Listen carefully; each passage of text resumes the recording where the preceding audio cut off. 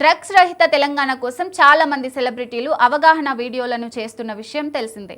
Anti narcotic team కోసం ఇప్పటికే cinema హీరోలు పలు వీడియోలు చేశారు.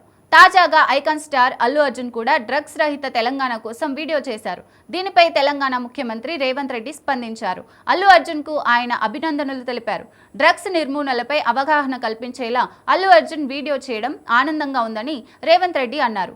ఆరోగ్యకరమైన రాష్ట్రం, సమాజం కోసం అందరం చేతులు కలుపుదామని సీఎం తెలిపారు. ఈ కామెంట్స్ కు పలు హ్యాష్ ట్యాగ్స్ కూడా జోడించారు. కాగా రేవంత్ రెడ్డి పోస్ట్ కు అల్లు అర్జున్ రిప్లై ఇచ్చారు.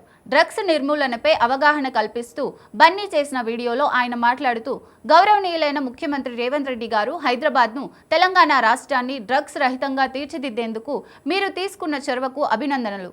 మీకు తెలిసిన వారు ఎవరైనా డ్రగ్స్ తీసుకుంటే Telangana anti narcotic bureau toll free number 1908కు వెంటనే ఫోన్ చేయండి.